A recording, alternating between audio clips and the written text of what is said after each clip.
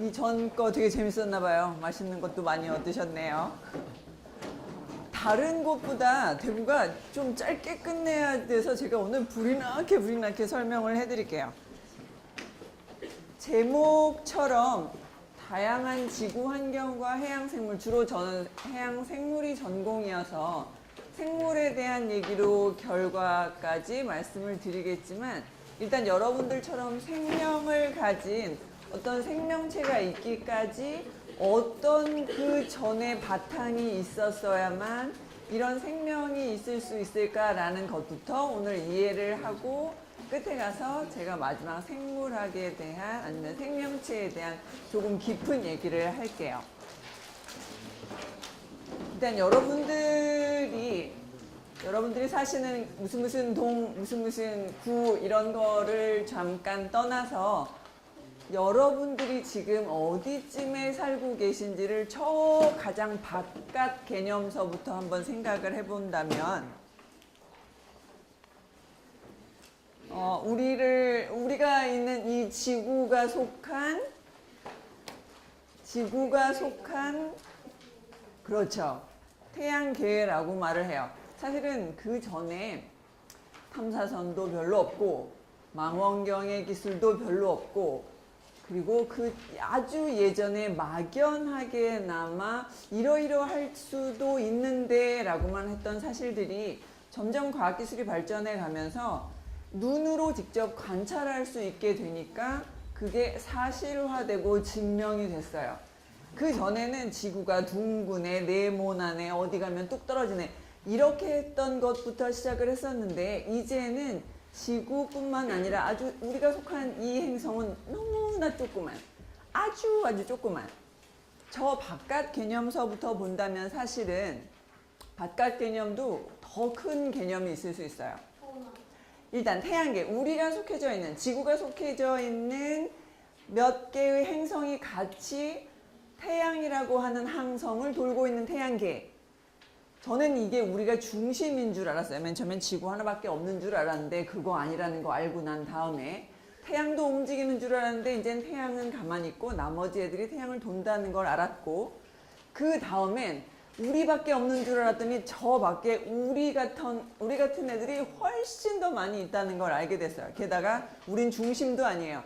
우리 은하의 가운데에 있는 핵으로부터 이쪽 이런 나선팔의 한쪽 끝에쯤, 한쪽 가장자리에 있는 태양계의 세 번째쯤 있는 거죠. 위에서 내려보면 이렇게 옛날 통돌이 세탁기에 물 도는 것처럼 생겼어요. 그런데 옆에서 보면 가운데가 훨씬 더 밀도가 높은 별들이 모여져 있어서 볼록한, 그게 심벌즈라고 해야 되나? 이렇게 치는 거. 그렇게 비슷하게 모아놓은 것처럼 생겼죠. 그래서 그나마도 우리가 있는 이 태양계는 한쪽 끝에 있어요. 게다가 그 전엔 또 몰랐던 것들이, 아주 속속들이 계속 탐사선을 보내면서 알게 된 사실이, 태양계 안에 있던 그 전에 저는 대부분이 초중고, 그리고 같이 오신 학부모님들 계시고, 여러분들이 배운 태양계하고 살짝 다르게 저 때는 수금, 지화, 목토, 천해, 명왕성까지를 태양계에 속한다고 봤었어요. 그런데 언젠가부터 2006년쯤 명왕성을 우리 태양계에서 아웃, 걔를 더 이상 우리 태양계 안에다가 놓지 않게 우리들끼리 땅땅땅, 명왕성은 아닌 걸로. 아는 사람, 왜 그렇게 됐을까요? 빨간 티셔츠.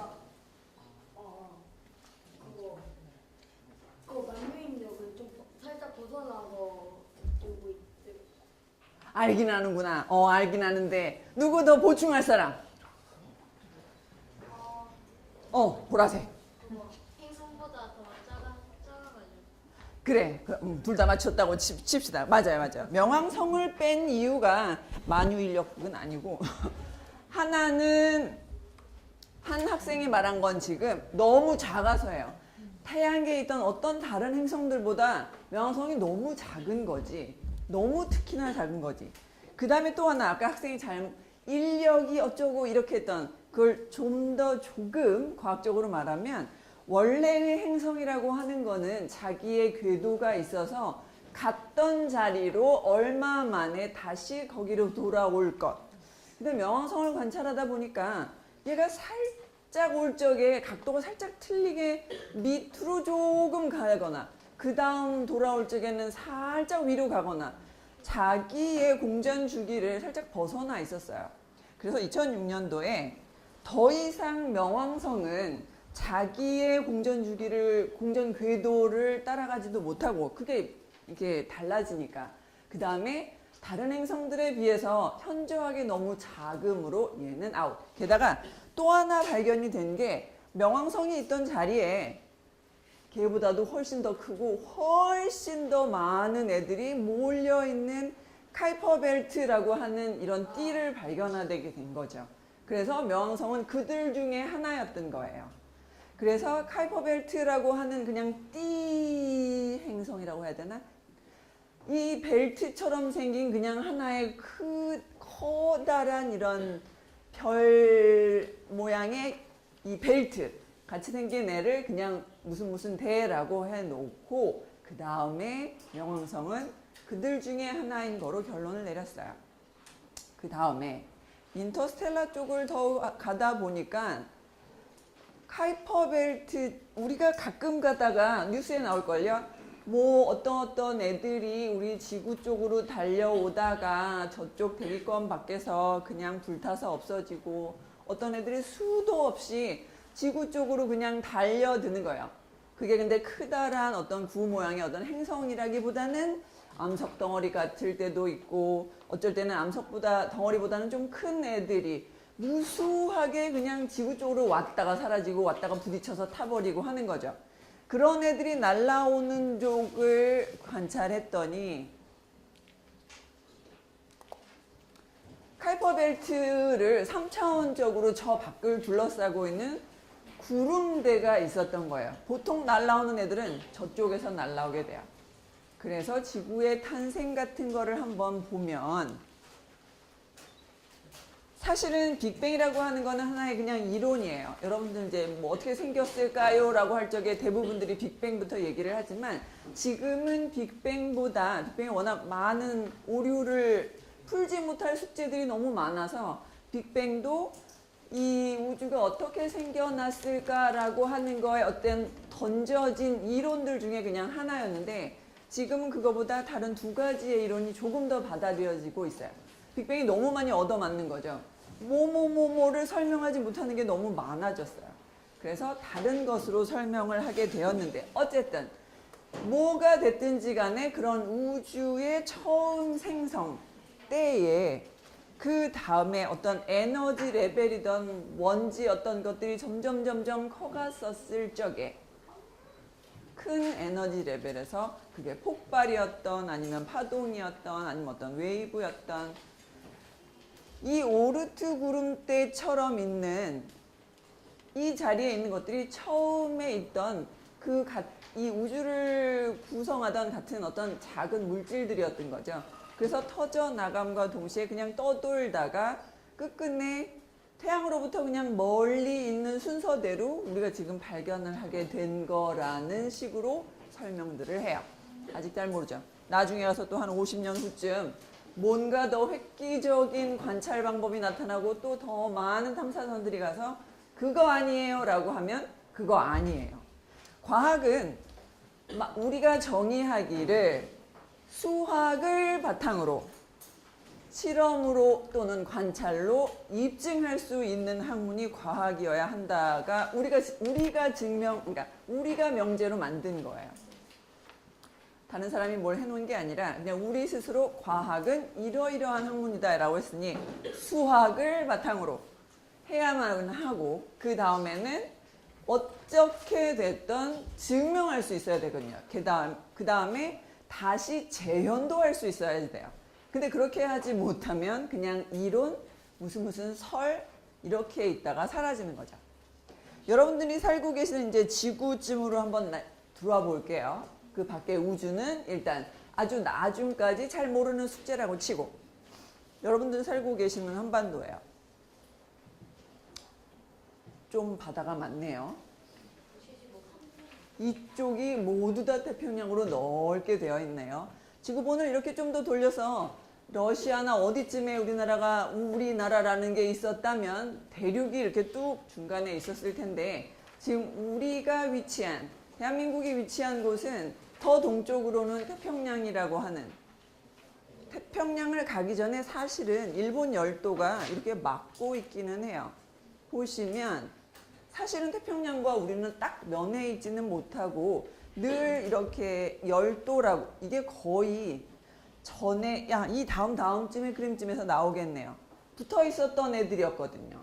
대륙처럼 한 덩어리 했던 애들이 계속적인 운동으로 판 운동으로 떨어져 나가고 분리되고 뭐가 솟아오르고 뭐가 깔아앉고 하면서 처음에 있던 애들이 저쪽으로 떨어져 나간 상태예요. 그런데 어쨌든 일본 열도만 벗어나면 사실은 큰 바다로 바로 나갈 수 있는 곳에 대한민국이 위치해 있기도 해요. 밑으로도 뭐 남중국 해니 무슨 중국 해니라고 하는 이쪽으로도 뚫려 있는 사실은 이쪽으로는 그렇게 뚫려 있지 못하는 게 밑에는 위에가 여전히 바다이더라도 이 밑에 여전히 이런 지형이 계속 숨어 있어요. 그래서 사실은 뚫려 있는 바다는 아니에요. 어떻게 생성됐는지 잘 몰라요. 누가 본 사람이 없잖아요. 그리고 누가 기록도 안 해놨잖아요. 처음에 누가 뭐 어떻게 했는지도 모르고. 그래서 누군지 어떻게 됐건 완벽하게 설명하는 이론 자체라고 하는 거는 없어요. 그런데 아까 일단 맨 처음에 생성 원리가 작은 애들, 작은 물질이었다가 그 물질이 슬슬 옆에 큰 물질들끼리 물질의 성격상 가서 붙고 큰 애들은 작은 애들하고 더 끌어당겨서 물리죠. 이 안에는 물리가 숨어 있어요. 그래서 옆에 있는 애들끼리 이렇게 자꾸 붙었어요. 맨 처음엔 저렇게 동그랗지도 않았을 거예요. 그냥 삐쭉삐쭉도 했었을 것이고 그냥 돌 모양 아니면 이렇게 기다란 모양이었던 애들끼리 이렇게 가면서 붙었을 거예요. 나랑 이렇게 셋이 붙고 그래서 조금 더 덩치를 키운 다음에 흘러다니다가 이렇게 또 붙고 이러면서 어느 순간 힘을 받아서 살짝 돌기 시작을 했죠. 지금 우주 공간에 있는 대부분의 좀 덩치 큰 행성이라 불리는 애들은 왜 정육면체도 아니고 직육면체도 아니고 원뿔도 아니고 왜 다 이 모양일까요?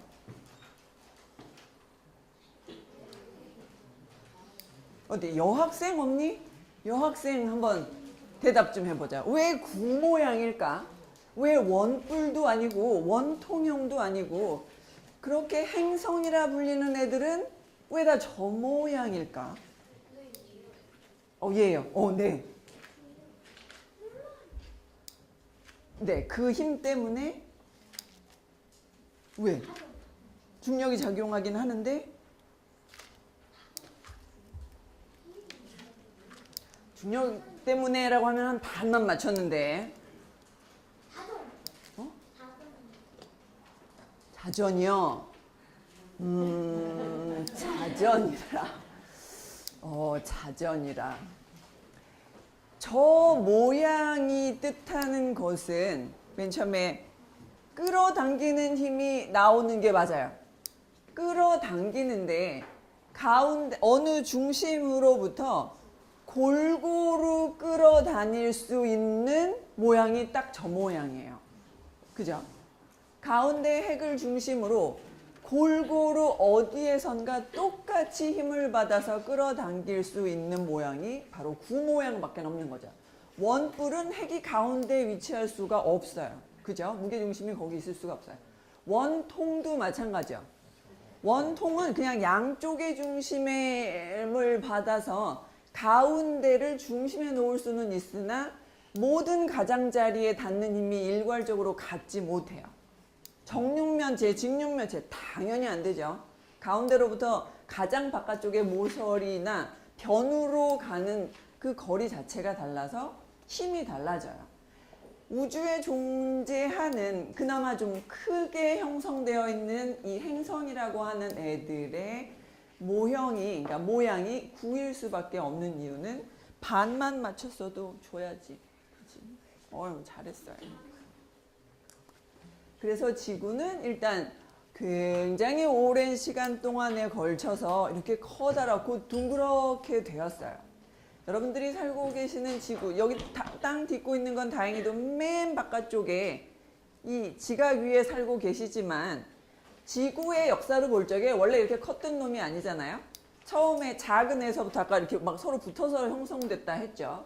그러면 작아서 붙었고 점점 더 이렇게 붙어가면서 덩치를 키웠을 적에 게다가 스핀이 생겨서 스스로 돌기 시작했어요.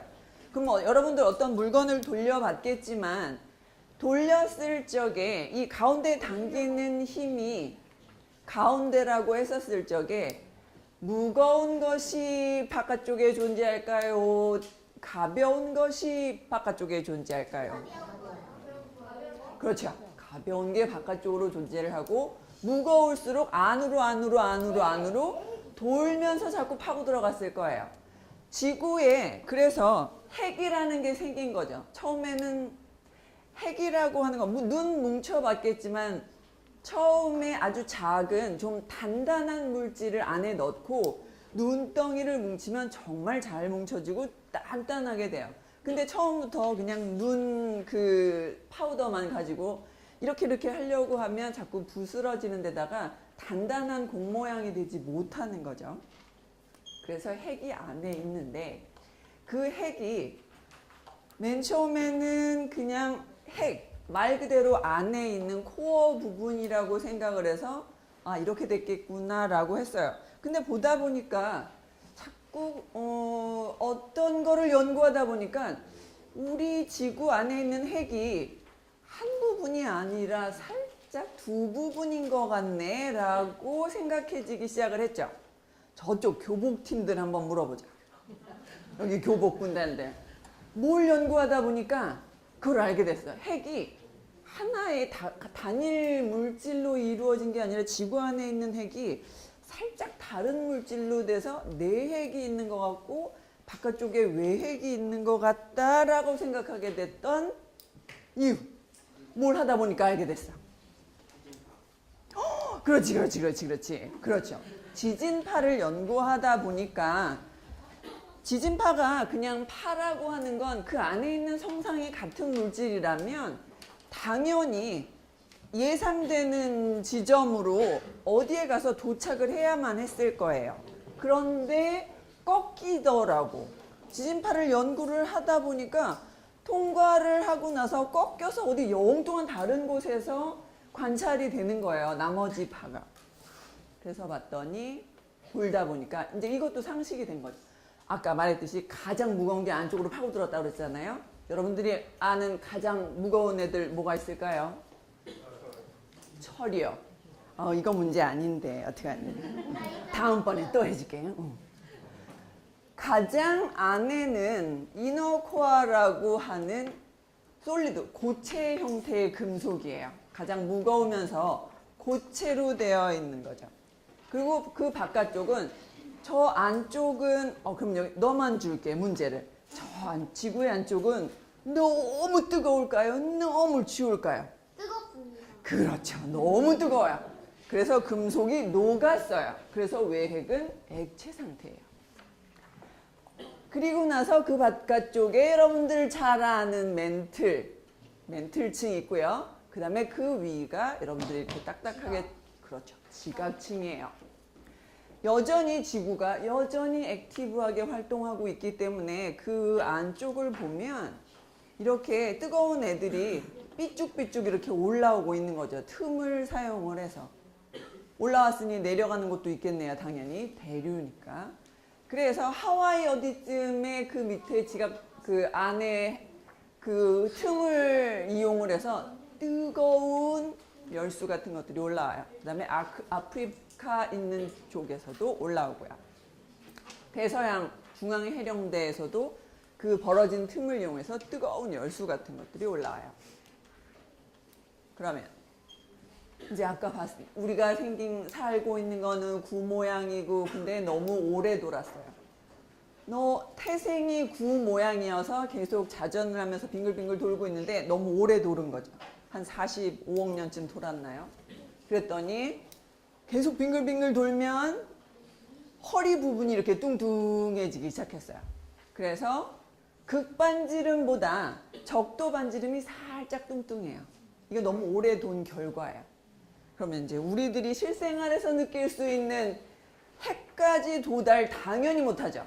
너무 뜨거워서도 못 가지만 이 밑을 파봤자 굉장히 큰 압력이 존재하므로 그냥 판다고 파실 수 없어요. 그래서 인간들이 노력해본 석유 파겠다고 해본 깊이 10km 안 되죠. 바다 시추해본 거 한 6km요. 적도 반지름이나 극반지름이 6,400쯤 돼요. 6,400km.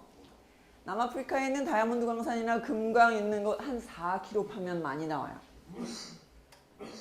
많이 판다고 파봤는데 껍데기 정도만 맛보기로 파보신 거예요. 지구를 팠으나.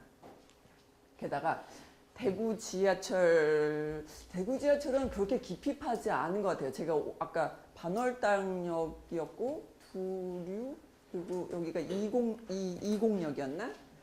근데 제 느낌으로 한 30m나 35m 정도 되는 깊이 같아요. 제가 이 정보가 나와 있는 게 서울 쪽밖에 없어서 서울에 한 8호선까지 있는데 보니까 가장 그래도 왜냐면 최근에 생긴 애들을 더 깊이 팔 수밖에 없잖아요. 한 60m예요. 플랫폼이 있는 곳이. 그리고는 여러분들이 느껴봤을 만한 깊이라고 하는 게 그냥 이렇게 지구 밑을 이렇게 이쪽으로 이게 직선거리로요.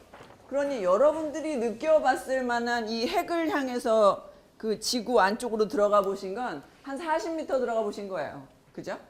뭐 롯데마트 아니라 홈플러스 지하주차장을 가셨어도 그만큼 못 들어가시는 거죠. 처음에 한 덩어리였어요. 그래서 판게아라고 부르는 1억 9천만 년 전에 그냥 한 덩어리. 여러분 우리 있는 대한민국 한번 보실래요? 여기 이 그림하고 여기쯤 떨어져 있는 곳에 무수하게 이렇게 찌개지고 해서 이렇게 지금의 대륙처럼 되어 있는데 대한민국이 있는 여기쯤 여기는 한 번도 어떤 다른 거에 큰 것들하고 부딪혀서 쪼개져 본 적은 없는 곳이에요. 그래서 화석이 나타나거나 아주 오래된 생명체가 발견될 수도 있는 가능성이 있는 곳인 거죠. 다른 곳은 되게 화산 활동 아니라 밑에서의 지각 활동이 굉장히 활발하기 때문에 일단 여기 라우라시아하고 곤드와나 갈라졌을 적에 이쪽 북아메리카하고 남아메리카 벌써 떨어져 나가기 시작했죠. 9,500만 년에. 아프리카 떨어져 나왔고요. 그 다음에 이렇게 유럽하고 아시아 여전히 붙어 있고 그리고 남극 호주 떨어져 나가기 시작했어요.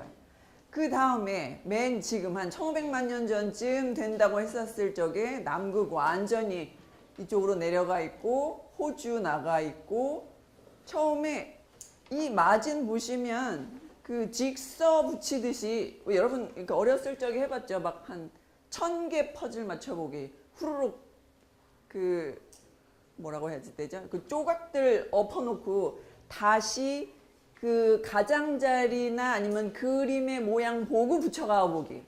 도로 붙여가 보면 거꾸로 올라가면 정말 이 모양대로 있다가 이 가장자리가 워낙 지각활동이 굉장히 활발한 곳이어서 벌어질 수밖에 없었어요.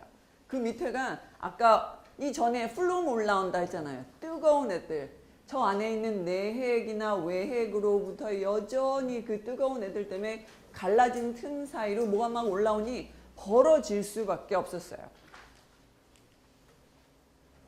우리 은하의 나이 누가 읽어볼까? 제일 어린 사람이 누가 있나?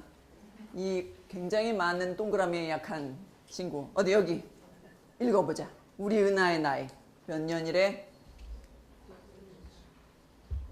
천천히.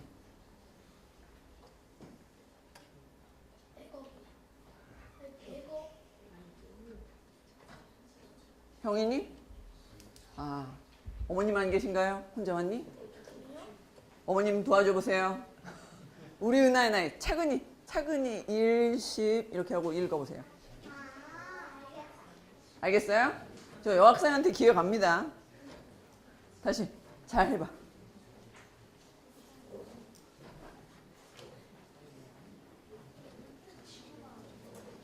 우리 은하의 나이 어려워?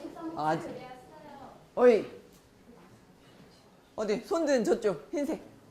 137억이요. 네, 137억이요. 우리 은하의 나이가 대충 나이를 계산하는 물리학자들 그것만 계산하시는 분들이 있어요. 주로 물리학에서 하는 일들이죠.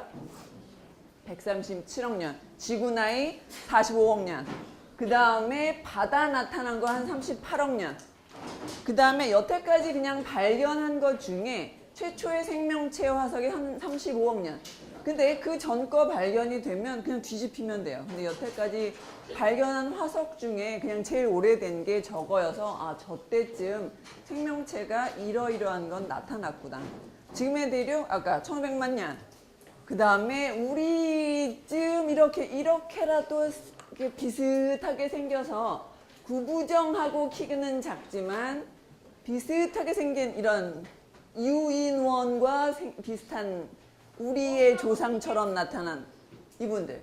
오스트랄로피테쿠스. 네, 근데 300이에요. 고작 300만. 아파레시스. 지구의 아까 태생이 되게 뜨거웠었고 그 다음에 태양으로부터 살짝 거리를 두기 시작하면서부터 좀 식을 수 있었어요. 좀 식으니까 이 안에 있던 열들이 너무 식음으로써 위로 이제 수증기처럼 올라왔겠죠. 그 다음에 그게 위에 올라가서 식어서 다시 비가 엄청나게 되어서 물로 되어서 지구상으로 다시 떨어졌고 그때 지구가 뭐 이렇게 매끈했겠어요. 여기는 막 푹 파였을 것이고 누구는 솟았을 것이고 여전히 화산이 폭발하고 있었을 시꺼멓고 껌껌하고 어디는 불이 막 뿜어져 나오는 그때쯤에 고인 곳이 바다다라고 하는 게 지금의 그냥 설이에요. 뭐 알 수 없죠. 그때 누가 사진을 찍어 놓은 게 아니었었으니까. 지구에 이만큼이나 바다가 많아요. 이래서 여러분들이 바다를 연구해 보심직해요. 왜냐면 여태 우리가 바다로 못 갔던 이유는 일단 들어가기가 힘들잖아요. 그리고 들어가지 않았어도 좀 잘 먹고 잘 살았거든요. 그렇게 막密집하지 않아서 먹을 것도 그렇고 뭐 살만했어요. 그런데 이제는 조금 삐질삐질하게 좁아지기도 시작을 했고 육지에 있는 애들을 좀 다 이용한 거죠.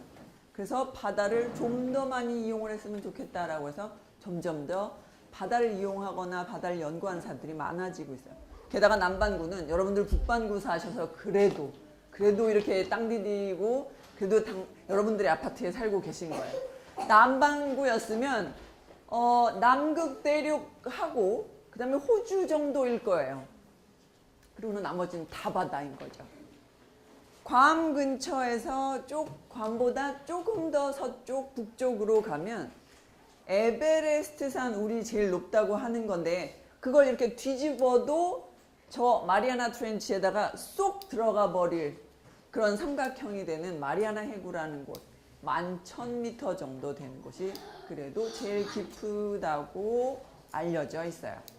이건 여전히 많은 해양학자들이 소나 같은 그러니까 음향 탐지기 같은 것으로 얼마나 깊은가로 계속 해군 같은 곳이 아마 연구를 되게 많이 했을걸요.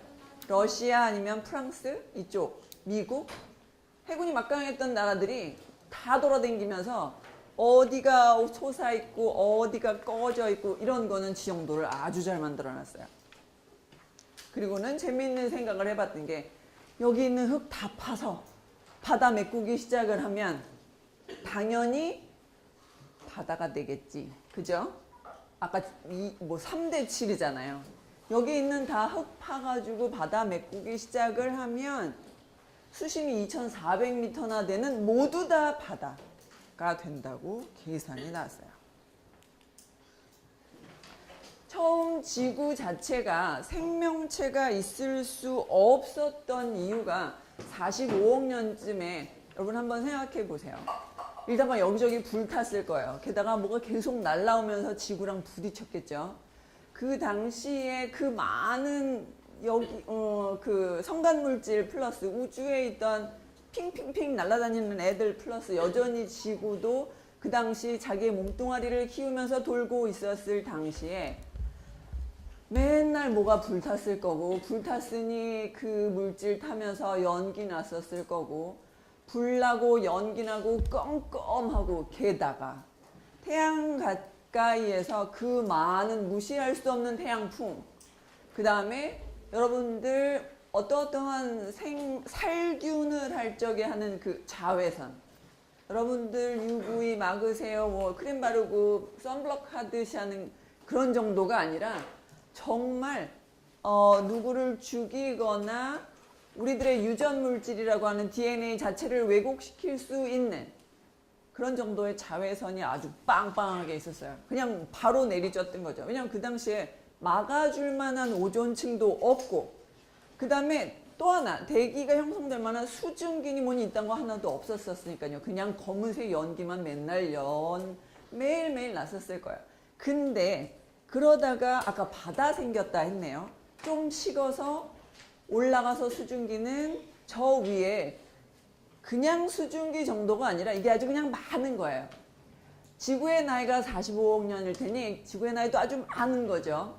그 다음에 그 당시에는 아무것도 없이 그냥 깜깜했을 거죠. 아주 오랜 시간 동안 그 많은 물질들 가지고 비가 와도 바다가 생길 만큼 비가 많이 왔었을 그 한 38억 년 때쯤 그렇게 많은 물이 올라갔으니 오존층 아니라 뭐 수증기층처럼 위에가 한 띠가 생겼어요. 그래서 그 생물 죽일 수 있는 자외선을 드디어 막을 수 있게 됐죠. 그러면 그 당시쯤에 생물이 조금 나타날 만한 몇 가지, 아까 태양풍이 막아지고 그 다음에 자외선이 막아지면서 조금 지구가 뭔가 조금 달라질 수 있는 환경이 되었어요. 그 다음에 바다까지 생겼잖아요. 초기의 생명체가 이런 곳에서쯤 왜냐하면 화석이 맨날 이런 데서 발견되거든요. 그러니 초기 생명체가 이런 곳에 있었으려니 아주 원시적인 형태의 그냥 세포 하나 정도 같은 화석이 맨날 이런 데서 발견이 돼요. 그러니 지구 안의 초기 생명체는 어쩌면 이런 곳에서 맨 처음에 나타났겠구나. 가장 원시적인 형태로. 우리들의 세포라고 하는 거의 구조를 보면 어머님들의 그 화장품 보면 살짝 유분기, 살짝 수분기 이런 게 스며들잖아요. 그냥 무조건 유분기만 있어도 잘 쏙쏙쏙 스며들지 않죠. 가장 바깥쪽에 있는 피부 세포를 생각해 봤었을 적에 세포의 구조 자체가 나무라고 하는 식물하고 우리하고는 좀 다른데, 식물은 일단 벽이라고 하는 두꺼운 애들이 있어요. 그냥 당 종류고요. 이런 동물 세포의 경우는 바깥쪽에 지질층이 있고 안쪽에는 물층이 있듯이 이렇게 울타리처럼 되어 있어요. 그래서 지질에 뭘 녹여서 여기에 바르면 살짝 더 잘 스며드는 거죠. 그냥 물만 넣는 것보다. 그런 형태로의 초기의 세포라고 하는 애가 생겼을 당시 왜 여기쯤이었냐면, 여기가 지금 어떻게 생긴 거냐면 완전히 저 바깥의 바다도 아니고 깊은 심해도 아니고 연근해라고 하는 어디 이렇게 연안가에 이렇게 암석이나 돌 같은 것도 이렇게 좀 뜨문뜨문 있으면서 야트막하고, 자, 야트막하니까는 에너지가 깊은 곳보다는 따뜻했을 거예요. 그 다음에 물이라는 매개체 하나 있었을 것이고요. 그 다음에 이 암석들이 이렇게 있었으니 아주 우연하게 어디 이렇게 갇혀진 물이 요렇게 어디쯤 이렇게 갇혀져 있는 아주 조그만 곳에서 저 당시에 뭐 H나 O나 C나 이런 애들이 주로 이런 원자들끼리 그냥 얘랑 이렇게처럼 이렇게 떨어져 있다가 아주 우연한 기회에 이렇게 그냥, 이것도 우연이요. 이렇게 비슷한 곳에 놓이게 되었어요. 그러다 보니까 그런 구조처럼 된 거죠. 아까 그 지질층의 구조 모양 비눗방울처럼 바깥쪽이 지질층이 되어 있고 안쪽에 물이 갇혀 있는 상태가 우연찮게 동그랗게 됐어요. 그게 아주 최초의 세포의 형태면서 지금의 세포의 형태도 똑같아요. 바깥쪽이 지질 이중층이면서 그 안에는 물을 함유할 수 있어 그 안에 다른 어떤 세포 소기관들이 이제는 들어와 있는 형태고 초기에는 그냥 우리들끼리 어쩌서 뭉치다 보니까는 지질은 지질끼리 이렇게 가서 했겠죠. 물은 물끼리 이렇게 뭉쳤는데 어쩌다 보니까 우리가 얘를 이렇게 아는 꼴이 됐어요. 이런 곳에서 생명체가 아주 우연하게 나타나게 됐어요. 여태까지 말씀드렸다시피 생물이 있기 전까지 환경이 허락하지 못해서 생물이 없었었거든요. 그러니 생물이 있기 위해서는 환경이라고 하는 것 자체가 중요하지 않을 수가 없어요. 근데 우리는 태양계고 지구잖아요. 그냥 태양이 우리의 에너지의 근본이 되죠. 태양계가 아니라 이름이 뭐지? 이름이 뭐야? 아니 너의 이름. 세빈이. 우리가 태양을 중심으로 도니까 우리 건 태양계거든요. 세빈이를 중심으로 돌면 세빈계가 됐겠죠. 저 밖에는 태양계 아닌 세빈계, 무슨 지민계, 뭐 지성계, 뭐든 가운데 항성, 꼭 항성이 우리 건 태양이 하나잖아요. 항성이 꼭 하나라는 법은 없죠. 두 개의 항성이 있는 은하도 있을 거고 계도 있을 거예요. 당연히 있죠. 누가 더 크고 누가 더 살짝 작을 수는 있으나 항성이 두 개인 곳도 있어요. 근데 우리 거에 같은 경우는 우린 태양이라고 하는 항성을 하나 두고 나머지의 행성들이 태양을 중심으로 공전을 하고 있는 상태. 이 상태에서 그 안에서 참 럭키하게 지구라고 하는 세 번째 별이 적절히 태양한테서 멀어서 온도가 형성될 수 있었어요. 너무 가까우면 뜨거워서 안 됐을 거고 너무 멀면 추워서 맨날 얼음덩어리일 거고요. 이 세 번째 항성에서 태양 에너지, 그 다음에 이 가장 중요했던, 하여튼 우리한테는 중요하죠, 물이.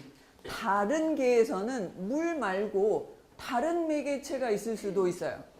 지구에서는 그냥 이 태양을 중심으로 그 다음에 바다라고 하는 곳에서부터 생명체가 태어나서 우린 거의 70% 이상이 물이니까 이런 생명체로 살고 있지만 다른 은하에서는 전혀 다른 시스템이 만들어질 수도 있다는 거죠. 태양에서 모든 근본 에너지를 받다 보니까 적도처럼 이렇게 머리 위에서 태양이 바로 쪼이는, 그래서 노란색이 좀 진하죠, 여기는. 선라이트이 일단 되게 강하고 에너지가 가장 높을 거예요. 그 다음에 우리처럼 우리 몇 도? 위도 몇 도쯤 있나요? 그래요? 40이에요? 우리가? 한 30 몇 도쯤 될걸요? 보기. 이러면 살짝 노란색이 흐려졌네요. 에너지 레벨 살짝. 그 다음에 저 극지방으로 갈수록 태양이 이렇게 바닥으로 깔릴 거예요. 그러니 얼마나 맨날 춥고 뭐가 자라지 힘들 거예요. 이렇게 위도에 따라서 받는 태양광이 다르다 보니까 바람이 생겨요. 바람이 생기는 이유는 에너지 레벨이 달라서 그 에너지의 레벨대로 계속 순환하기 위해서 생기는 게 바람이에요. 그래서 적도가 있고요. 바로 위에 아래 무역풍이라고 하는 바람. 그 다음에 여러분들 사시는 이 30도 위쯤 한 35도쯤에 미세먼지 많이 실어 날를 수밖에 없는 방향으로 오는 이 편서풍이요. 바람은 이름을 붙일 적에 어떻게 붙일까요? 서풍이면 서쪽으로 부는 바람일까요? 서쪽에서 불어오는 바람일까요? 그렇죠. 오리진의 그 방위에다가 이름을 붙여요. 서쪽이 오리진이어서 서쪽에서부터 부는 바람이 서풍이에요. 우리가 중국의 동쪽에 있기 때문에 살짝 불행히도 그 먼지가 많을 적에는 이 편서풍을 타고 올 수밖에 없어요. 그냥 오게 되어 있어요. 게다가 북쪽에서 날아오는 이 바람과 이 편서풍의 그 도는 회전하는 걸 이렇게 보시겠어요? 서쪽에서 이렇게 올라와서 북쪽에서 이렇게 내리꽂으면서 다시 돌아요. 이러니 아니라고 부인을 매번 하지만 사실은 중국발이 조금 맞는 것 같아요. 제 생각에. 이 아까 고르지 않은 태양열은 바람 만든다고 했죠. 그 바람은 이 위에서 맨날 여러분들 보시는 파도 말고요. 이 밑에 있는 물을 이동시켜요. 그래서 지구상에 있는 큰 바닷물은 이렇게 움직여요. 적도에서 뜨거워졌겠죠. 뜨거운 물은 내려갈까요? 위로 뜰까요? 위로 떠요. 위로 뜨고 차가운 물이 가라앉으니까 위쪽으로 이동을 해요. 적도에서 뜨거워진 물은 북쪽으로. 이건 아까 그 바람의 영향이기도 해요. 지구의 자전 방향 때문에 이 물은 이 방향으로 북쪽으로 이동을 하면서 위로 올라가면 뜨거웠던 물 차가워질까요? 더 뜨거워질까요? 그렇죠. 살짝 서늘해지죠. 북쪽이 추우니까. 그래서 그 뜨거웠던 물이 다시 이렇게 가라앉아요. 밑으로. 그래서 이렇게 파란색으로 표시를 했죠. 그래서 저 위에 발트해저름 올라가서는 차가운 물이 돼서 밑으로 내려오면서 캘리포니아 밑으로는 그 물이 남반구에서 이렇게 돌고 인도 양쪽, 대서양 쪽에서 이렇게 크게 돌고 있어요. 발견한 게 이만큼이니까 이만큼이라고 말씀을 드려요. 아직 발견하지 못한 게 더 많을 테니 사실은 이름 붙이고 숫자 세고자 하면 이거보다 더 많아야 하는 게 정상이죠. 그냥 우리가 발견하고 이름 붙인 게 이만큼이라는 뜻이에요. 바다 생물 같은 경우는 특히나 공간에 따라서 일단은 나눠요. 그래서 둥둥 떠 있는 애들. 그래서 부유 생물이라고 하는 거. 다음에 내 에너지를 가지고 물의 흐름에 반대해서 수영도 할 수 있는 애. 유형 생물이라고 불러요. 다음에 이 밑바닥에 떡 붙어 있는 애들. 주로 밑바닥에 있는 바닥에 붙어 있거나 아니면 붙어 있는 애들에게 붙어 있거나 아니면 바닥 안으로 숨어서 주로 살거나 하는 애들을 저서동식물이라고 부르죠. 육상에 있는 동식물과 메커니즘은 비슷해요. 똑같은 대사와 그 다음에 나고 그 다음에 병들고 죽고 그 다음에 뭐 새끼들도 낳고 보면 여기에서 큰 뭐 어디 생물하고 생물이 아닌 무생물하고의 차이점 좀 한번 말해 볼까요? 어디 저 오빠 부대들 좀 한번 말해 볼까요? 졸립지? 졸린 것 같아. 그러니까 오빠 부대들이 한번 말해 보자. 하나씩만 말해 볼까? 생물과 무생물의 차이점이라고 생각되는 거. 하나, 둘, 셋, 넷, 다섯, 여섯, 일곱. 7개쯤 나와야 된다. 너부터. 너. 오! 여기 크게 말해줘야지. 번식 나왔어요. 번식. 새끼 낳는데요. 그 다음에 여기 성장 나왔어요. 성장. 커진대요.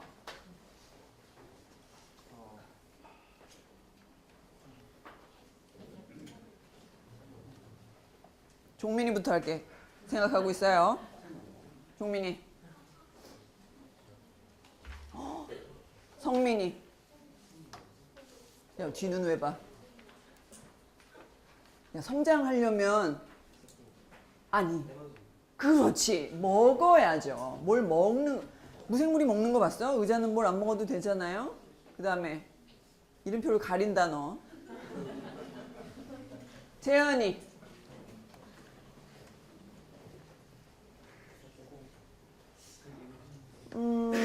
에너지와 비슷한데 뭐 호흡 쳐줄게. 그래 호흡이야. 뭐 의자 같은 애들이 숨 쉬거나 뭐 하지 않죠. 근데 일단 산소 들이마시는 호흡한다고 그랬어요. 너 누가 렸니? 어디? 동민이. 동인이? 유전이 나왔네요. 그래. 유전이요. 유전은 좀 깊게 설명해야 되겠네. 엄마한테서 반, 아빠한테서 반 받아서 내가 요렇게 엄마 아빠 비슷하게 뭐 어쩔 때는 아빠를 좀 더 많이 닮을 수도 있겠지만 비슷한 우리 엄마 아빠가 말이나 뭐 악어는 아니잖아요. 난 내 아빠가 인간이었고 엄마도 인간이어서 요렇게 생긴 인간 내 우선옥이 나타난 거죠. 유전이요. 종민이. 진화도 나왔어요. 진화. 진화는 모르겠어요. 앞으로 아니야. 이거는 그냥 너무 SF적인 얘기니까 진화 맞아요. 진화요. 스스로 생명을 가졌다 보니까 계속 그 안에 있는 유전 물질들이 그 다음 세대로 갈 적에 섞이면서 뭐가 자꾸 바뀌어요. 뭐가 자꾸 바뀌어요. 안 할 줄 알았지? 야, 좀 가르쳐 줘봐. 안 나온 거. 운동은 살짝 애매하긴 하지만 그래요. 동물이 가진 이건 생명체와 비생명체를 가르기에 운동은 조금 그런 게 식물은 너무 안 움직이는 애들 있잖아. 그지 않니? 그지? 거의 다 나왔어요, 정말. 그냥 저 시계, 벽, 그 다음에 이렇게 마룻바닥 이런 것과 말해볼 거야? 네? 크기. 아, 성장은 이제 점점 커지는 거. 그거 말하는 거지? 삐딱하게 앉아가지고 성은 정답을 말했네요. 조용히 해봐. 조용히 해봐. 이형아가 아까 못 줬거든. 네. 생명을 가진 것하고, 그러니까 살아있는 건 무엇인가라고 하는 굉장히 철학적인 질문이긴 하지만, 그냥 생물학적으로 살아있다라는 것을 정의하자면, 지금 저 교복 오빠 부대들이 말한 게 맞아요. 일단은 진화도 하고, 성장도 하고, 뭘 먹으면서 대사도 하고, 가장 중요했던 거는 자손을 낳는다는 거였어요. 그걸 제1번으로 쳐요. 제1번의 여러분들의 미션이기도 하고요. 임무이기도 했고 생명체라면 당연히 그냥 내 거에서 끝나지 않고 내 다음 자손을 낳는 것. 그게 1번이었어요. 그러니까 예전 생물학자들서부터 생물과 생물이 아닌 것을 나눌 적에 되게 크게 나눌 적에 1번을 번식, 생식, 자손을 만드는 것이라고 하죠. 그 다음에 또 뭐 성장이니 뭐 에너지가 있고 유전도 한 두 번째 팩터쯤 돼요. 유전은 그냥 내가 내 자식을 낳기는 하는데 내가 당나귀를 낳는 건 아니거든요. 내가 나랑 비슷한 다리 2개, 팔 2개, 콧구멍도 2개, 뭐 이렇게 머리 색깔, 눈 2개 이렇게 직립보행을 하면서 입이 하나여서 뭐라고 말을 하는 이런 형태의 동물을 내가 만든다라고 하는, 게다가 비슷하기까지 해요. 얼굴도 비슷하고 뭐 키나 뭐나 이런 유전을 한다는 게 두 번째 가장 큰 그 생명체와 비생명체에 가를 수 있는 큰 요인인 거죠.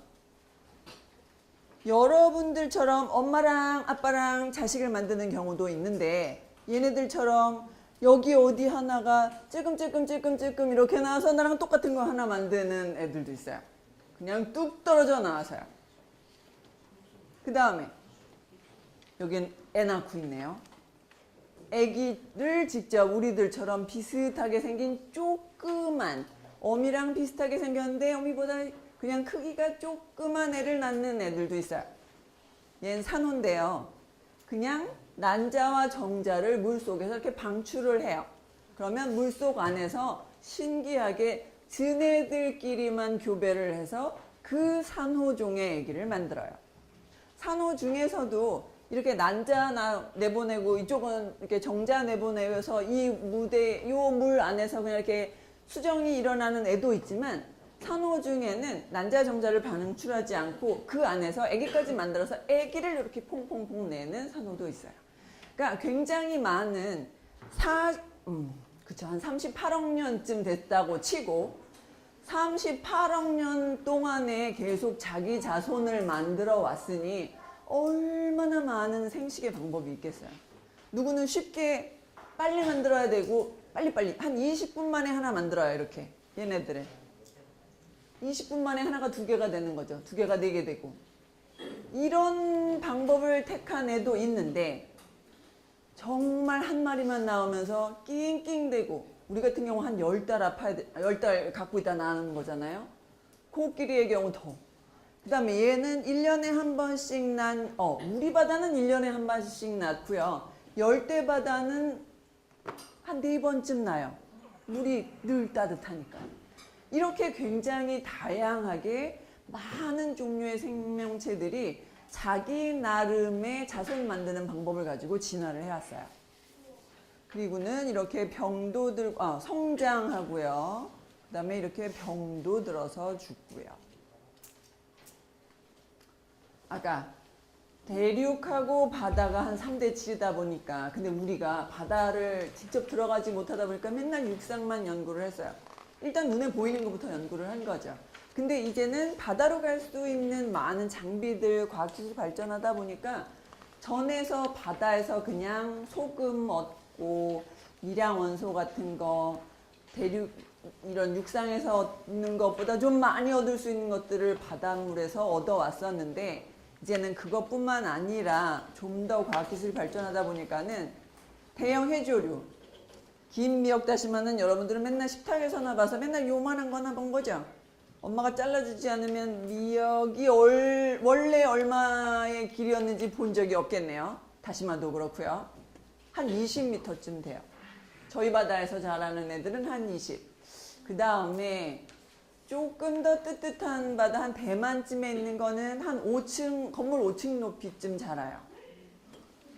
그런 애들이 있어서 여러분들이 사시는 숲이나 산에 나무 있는 것처럼 바다가 그래서 그 안에 포레스트처럼 숲이 되는 거예요. 그래서 그 안에서 물고기들이 애기도 낳고 아니면 정자나 낭자나 고기에다가 붙이기도 하고 그 다음에 작은 물고기들은 숨어서 왜냐면 다른 애들이 잡아먹잖아요. 내가 새끼를 낳는데 금방 낳는데 금방 누가 홀라당 잡아먹어요. 그러니 숨겨야 되겠지. 그래서 그런 해조류들 대형 해조류들, 해조류 숲이라고 하는 곳에서 은신처나 서식처나 주로 그런 곳에서 작은 애기들이 좀 어느 정도 클 때까지 그렇게 자라는 그런 그 장소가 되는 거죠. 우리가 먹는 건 주로 양식이에요. 그냥 자연산 이제 거의 없는 거죠. 다음에는 바다에 있다 보니까 육상에 있는 애들보다 좀 특이한 애들이 많았어요. 그리고는 바다라고 하는 것 자체가 육상에서는 뭔가 공기와 접촉하는 걸 막아야 내가 누구로부터 공격을 당하거나 병을 옮거나 하는 걸 이제 막을 수 있을 텐데 물이라고 하는 곳에서 쟤네 살잖아요. 그런 데다가 특히나 아까 해조류 같은 애들 이 바닥에 붙어 있으니 도망을 갈 수가 없어요. 같은 생명체로서. 그 다음에 다른 몇 가지 산호도 마찬가지.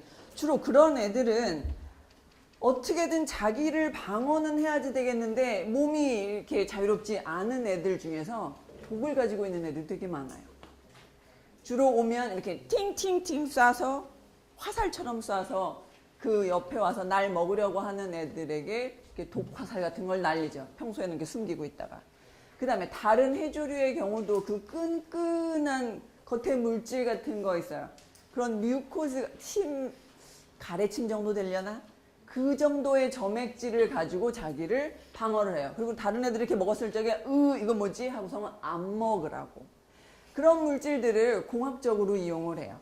그래서 약으로도 사용을 하고 천연물로도 사용을 하는 거죠. 근데 너무 많이 캐신 거죠. 좋다고. 또 너무 많이 캐신 거예요. 게다가 처음에는 먹을 만큼만 잡았는데 냉장고도 있죠. 냉동할 수도 있게 됐어요. 그랬더니 또 너무 많이 잡은 거죠. 배도 멀리까지 갈 수 있어요. 그것도 너무 많이 잡으신 거예요.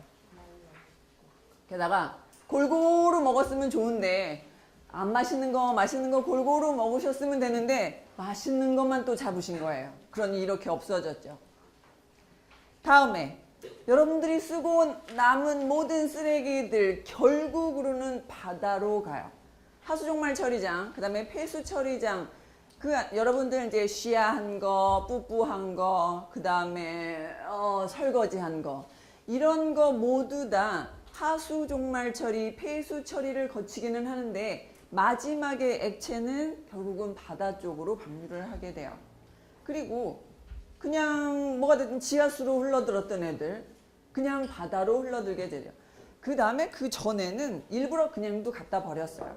해양법이 발효되기 전에는 바다에 방류하는 게 그러니까 불법이 아니었어요. 그래서 이렇게 굉장히 큰 드럼통에다가 분뇨 같은 거, 뭐 방사능 폐기물 같은 거 계속 모아놓은 다음에 배로 싣고 나가서 포항으로부터 한 200km 떨어진 앞바다의 한 18정점. 서쪽에는 완도하고 지난번 팽목항이었나요?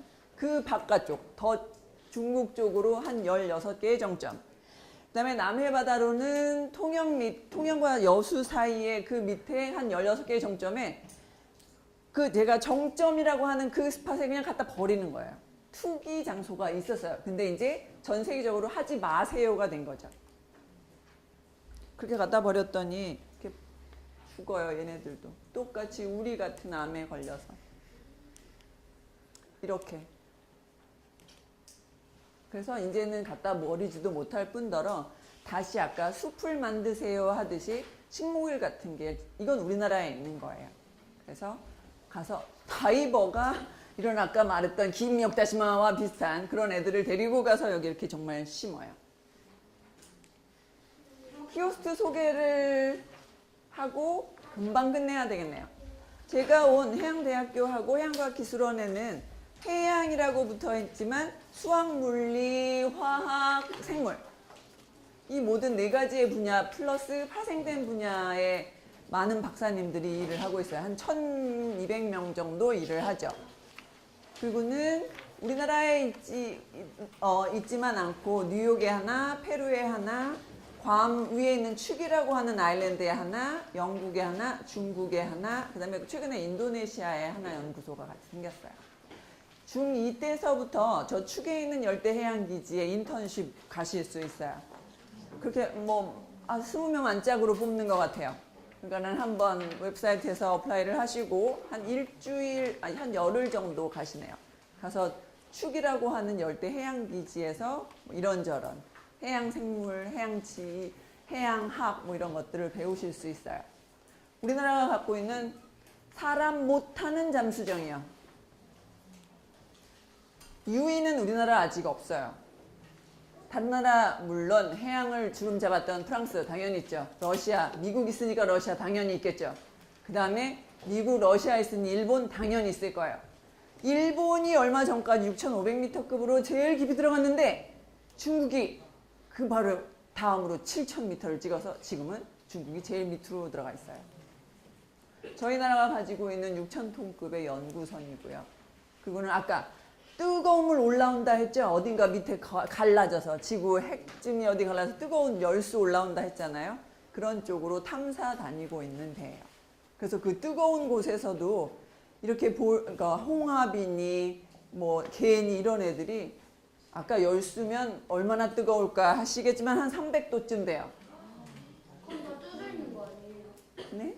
쪄져 있는 거 아니에요? 쪄 죽이는 것 같겠죠. 근데 살더라고요. 쪄 죽어야 말이 되잖아요. 올겨울하고 검색고 빨간색으로 다녀야 돼요. 그거다 빨간색으로. 그래서 연구해 보세요. 어찌 그렇게 뜨거운 곳에서 살 수 있는지, 뭘 잡아먹고 사는지. 그 다음에 서태평양에 이런저런 희귀한 금속 탐사도 다녀요. 그 안에서 돈 된다고 하는 여러 가지 희귀한 금속들도 타 올리고 있죠.